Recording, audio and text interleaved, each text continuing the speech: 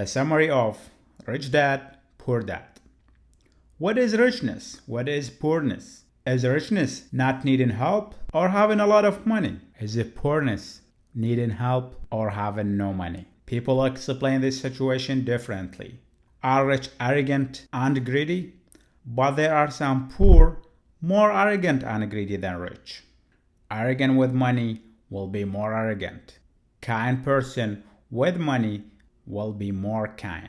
In fact, you can help more people if you are rich. Robert Kiyosaki believes that arrogance and greed are in the poor and the rich. You can find arrogant rich and arrogant poor. Money has nothing to do with arrogant. Money is not the case of arrogant.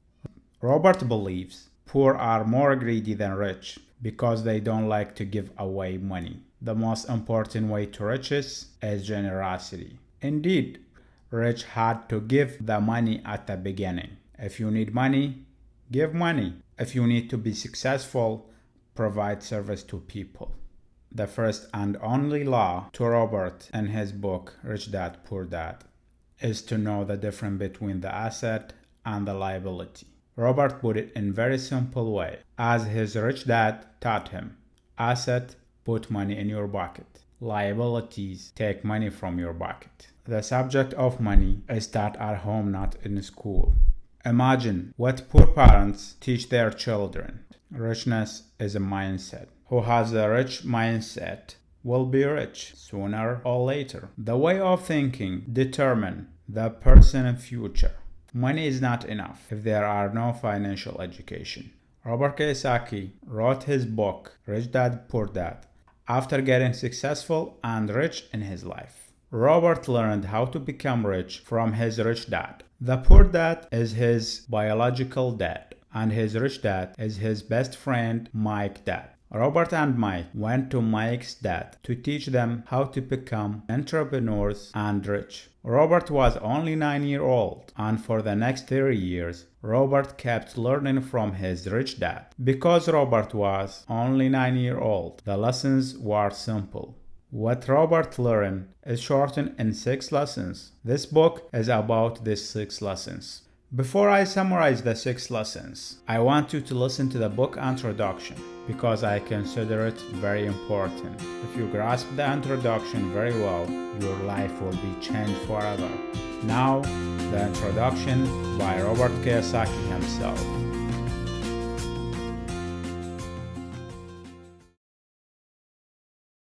I had 2 fathers, a rich one and a poor one. One was highly educated and intelligent. He had a PhD and completed 4 years of undergraduate work in less than 2 years. The other father never finished the 8th grade. Both men were successful in their careers, working hard all their lives. Both earned substantial incomes, yet one struggled financially all his life. The other would become one of the richest men in Hawaii. One died leaving tens of millions of dollars to his family, charities, and his church. The other left bills to be paid. Both men were strong, charismatic, and influential. Both men offered me advice, but they did not advise the same things. Both men believed strongly in education, but did not recommend the same course of study. If I had had only one dad, I would have had to accept or reject his advice. Having 2 dads advising me offered me the choice of contrasting points of view, one of a rich man and one of a poor man. Instead of simply accepting or rejecting one or the other, I found myself thinking more, comparing, and then choosing for myself. The problem was, the rich man was not rich yet, and the poor man not yet poor. Both were just starting out on their careers, and both were struggling with money and families. But they had very different points of view about the subject of money. For example, one dad would say, "The love of money is the root of all evil." The other, "The lack of money is the root of all evil." As a young boy, having 2 strong fathers, both influencing me, was difficult. I wanted to be a good son and listen, but the 2 fathers did not say the same things. The contrast in their points of view, particularly where money was concerned, was so extreme that I grew curious and intrigued. I began to start thinking for long periods of time about what each was saying. Much of my private time was spent reflecting, asking myself questions such as, why does he say that? And then asking the same question of the other dad's statement.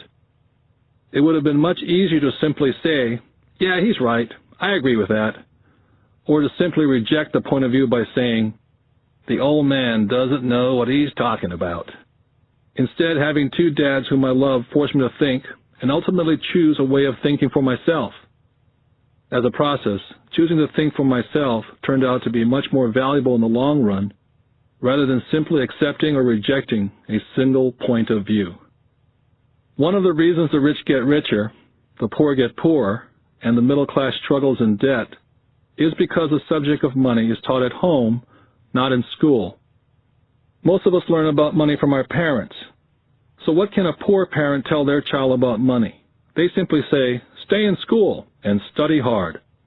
The child may graduate with excellent grades, but with a poor person's financial programming and mindset. It was learned while the child was young.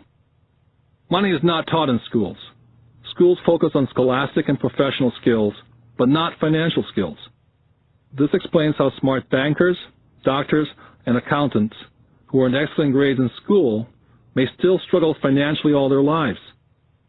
Our staggering national debt is due in large part to highly educated politicians and government officials making financial decisions with little or no training on the subject of money.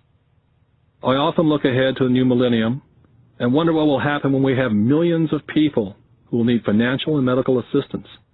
They will be dependent upon their families or the government for financial support. What will happen when Medicare and Social Security run out of money? How will a nation survive if teaching children about money continues to be left to parents, most of whom will be, or already are, poor?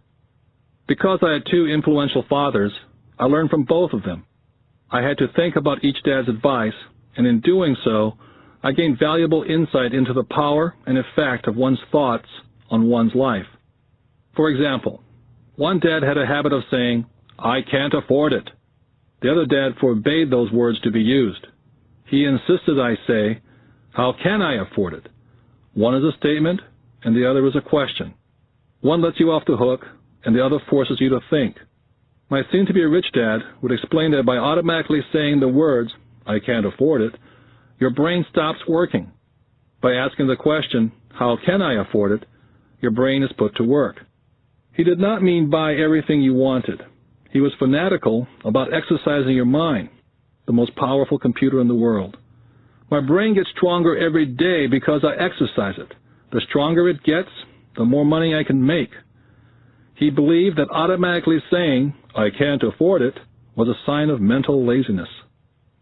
Although both dads worked hard, I noticed that one dad had a habit of putting his brain to sleep when it came to money matters, and the other had a habit of exercising his brain.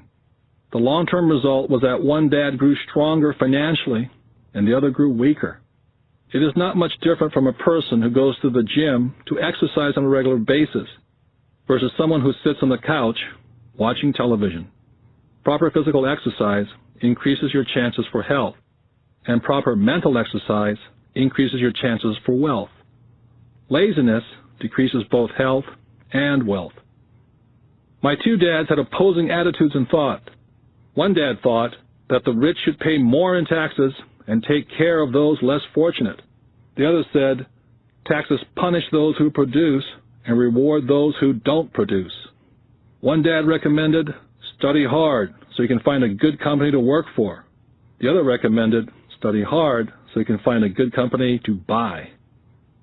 One dad said, the reason I'm not rich is because I have you kids. The other said, the reason I must be rich is because I have you kids. One dad encouraged talking about money and business at the dinner table. The other forbade the subject of money to be discussed over a meal. One said, when it comes to money, play it safe and don't take risks. The other said, learn to manage risk. One believed, our home is our largest investment and our greatest asset. The other believed, my house is a liability, and if your house is your largest investment, you're in trouble. Both dads paid their bills on time, yet one paid his bills first, while the other paid his bills last. Being a product of two strong dads, allowed me the luxury of observing the effects different thoughts have on one's life. I noticed that people really do shape their life through their thoughts. For example, my poor dad always said, "I'll never be rich," and that prophecy became reality. My rich dad, on the other hand, always referred to himself as rich. He would say things like, "I'm a rich man, and rich people don't do this." Even when he was flat broke, after a major financial setback, he continued to refer to himself as a rich man. He would cover himself by saying, "There's a difference between being poor and being broke. Broke is temporary, and poor is eternal." My poor dad would also say, "I'm not interested in money," or "Money doesn't matter." My rich dad always said, "Money is power." The power of our thoughts may never be measured or appreciated, but it became obvious to me as a young boy to be aware of my thoughts and how I expressed myself. I noticed that my poor dad was poor not because of the amount of money he earned, which was significant, but because of his thoughts and his actions.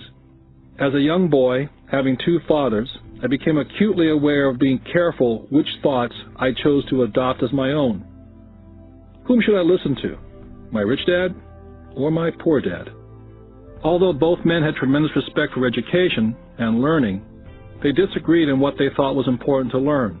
One wanted me to study hard, earn a degree, and get a good job to work for money.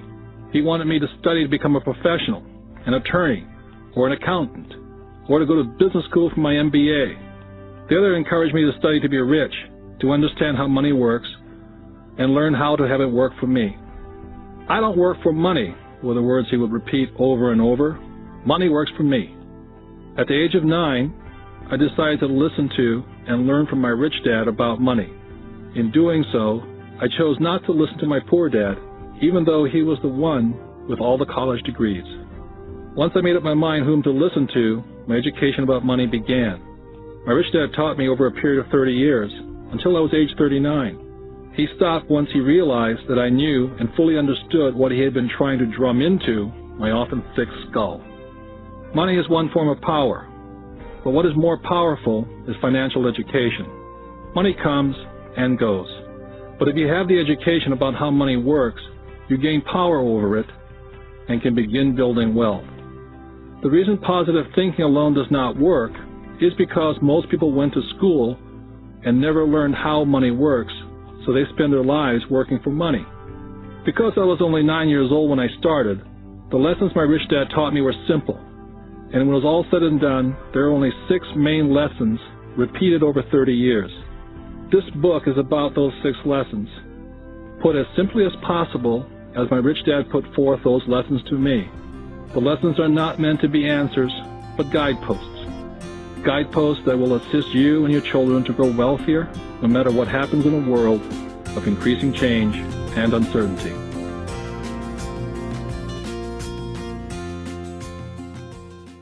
Lesson number 1. The rich don't work for money. Learn how to make the money works for you. If you want to become rich, don't think about money, but think about how to help others. If you think about making money, your goal will be making money. When you get the money, that means you accomplished your goal. Now is the time to play. If you work for money, you will be afraid that you don't get the money, and you will work more to get the money. After getting more money, you'll be afraid of losing it and work to keep the money. Then the greed will come. Or as Rich Dad prefer to call it, desire. A person feels that he or she worked hard for the money that he has. Now he or she have to have some fun with the money. He buy things that he don't need, like a bigger house, newer phone, or a delicious meal. Then the money will finish. He will work harder to make more money. Whenever he has bigger salary, the expenses will extend.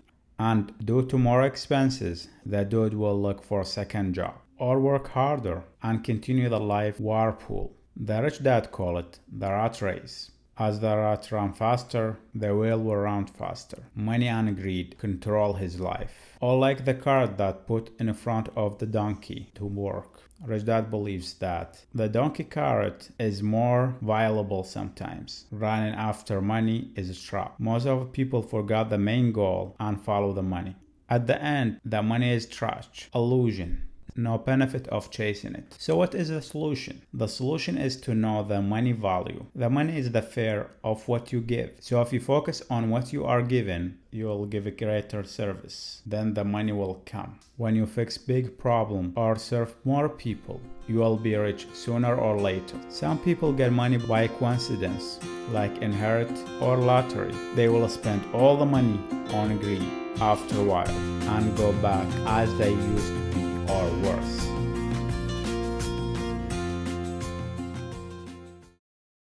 Lesson number 2. Why teach financial literacy? School education is not enough. You need financial literacy. The problem is not with the salary or the paycheck, but how to deal with the salary or the paycheck. Or the bigger problem is not knowing how to get a job that fits the degree a person gets. Financial literacy is knowing what to do with the money. Financial literacy is knowing what are or what is the difference between asset and liabilities. Asset put money in your pocket. Liabilities takes money from your pocket. The house is liability even if it has high value. Moreover, as the house gets bigger, as its expenses increased, bigger house needs bigger furniture. But if you buy house and rent it, will be asset because it will put money in your pocket. The car takes money from your pocket. But if you buy a taxi car and rent it, it will put money in your pocket. If you want to become rich, follow the first and only law in Rich Dad Poor Dad book, which is buy asset and let go the liabilities.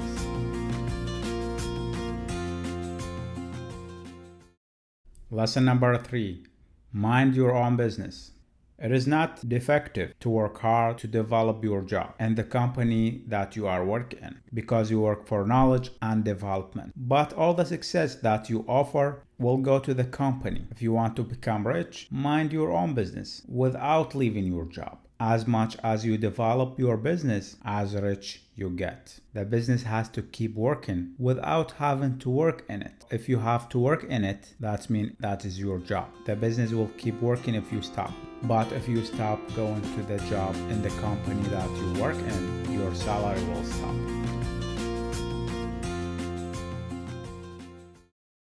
Lesson number 4. The history of tax and the power of corporation. The tax first started to cover the war expenses. The government takes money from their people to cover the war expenses. The war taxes started in Britain in their war against Napoleon between 1799 to 1816, and in the USA in the Civil War between 1865 to 1861. In Britain, the income tax started in 1874. In the USA, the income tax started in 1913. At the first, tax was only on the rich. After a while, the tax became on rich and poor. After the tax became on both rich and poor, rich people find a way so they don't pay tax. The way is through the corporations. Corporations tax is less than personal income tax. Instead of paying taxes, pay the money to open your own corporation.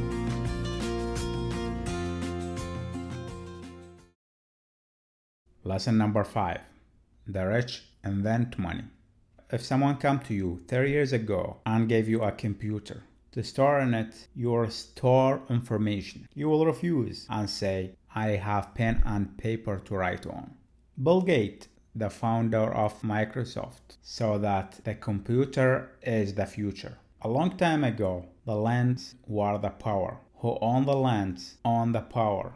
After that, the manufacturers is the power. Who own the manufacturers have the power. Now it is the information time. A person with a new idea will be sophisticated. A person with old ideas stays in the same place. Good idea in the past may not work today. The past gone. Example. If in your father time the teacher has good salary and look up to, your father will advise you to become a teacher. At the end, all fathers will advise their children the same advice. Now we have surplus amount of teachers. Thousands of teachers will graduate every year, and we will have surplus amount of teachers. Their salary will decrease. 100 teachers studied 6 years to become a teachers, and now they are waiting for new schools to be open so they can work in them. If they thought with rich mindset, they would work in the construction field and build 10 schools. What is money? Before money, people used to deal with exchange. I give you service and you give me service, or give me something instead. For example, I give you barley and you give me sheep. But what if I don't need the sheep? Then the money have been invented. I give you the barley and you give me the money, which is the evaluation of the barley. I take the money and give it to the builder. The builder takes the money and builds a house to me. Then the builder takes the money and give it to the sheep owner and takes the sheep. The sheep owner didn't give the sheep for the money, but for the barley. Rich people know that the money is nothing but the service of the barley owner, which is the barley. And without the barley, there is no money. So when they need money, they give service and get the money. The poor, on the other hand, think that the money is something independent. They keep chasing the money without thinking about the reality of the money, or without giving service or solving any problem. At the end, they are chasing a mirage.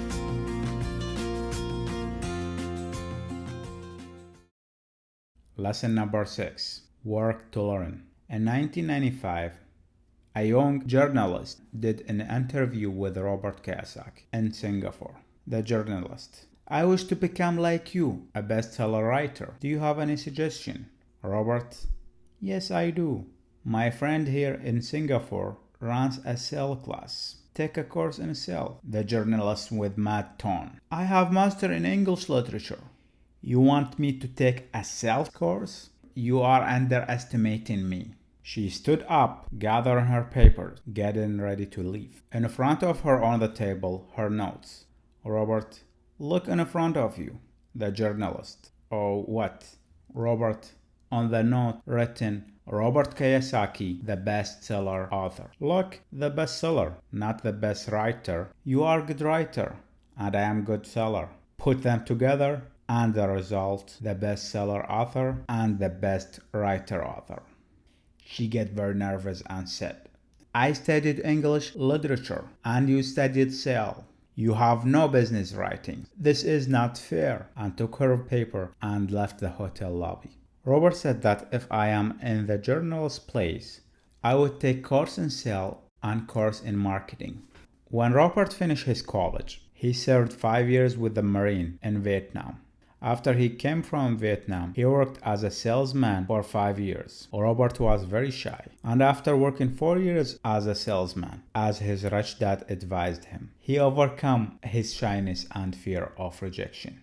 He learned how to sell. Robert believes, if I didn't learn how to sell, I won't be able to get to where I am now. Now Robert in 2019 has education company that teach in more than one country, and hotels, and thousands of rental apartments. When you work, focus only on the one thing that you are working on, but learn as much as you can about the other things, or at least the things that improve your work. When someone go to school and specialized in one major, after graduation, he gets job and gets shocked that the paycheck is not enough and his problem haven't been solved. He thinks that he chose the wrong major. Many people change their majors or continue in school to get master or PhD. Poor dad advised Robert to continue school to get master so that he get better job. But the real problem to a person that always has no money is that he doesn't have financial education. That explains why most of the lottery winners lose their millions that they won after 2 or 3 years. Being successful is not only knowing how to get the money or how much, but more important is what to do with the money that you have. Instead of blaming yourself and your failure, work on develop yourself, even if you have to work for free. The example of successful and unsuccessful restaurants. 2 restaurants next to each other, serving the same food at the same quality. One restaurant busy, the other one empty. When a customer enters into the empty restaurant, the restaurant owner tries to persuade the customer that his food is better than the restaurant next door, but without any result. Or he tries to cook better food than the busy restaurant. The problem here is not the food, but the system, management, name, the service, the speed of the service, experience, and the comfortable place. For example, McDonald's is busy because it can serve a hamburger sandwich with less than 30 seconds, as Robert Kiyosaki said. Many people can cook better hamburger than McDonald's, yet they don't even have a restaurant. If the empty restaurant's owner wants to be successful, he has to learn how a successful restaurant works, not only how to cook delicious food.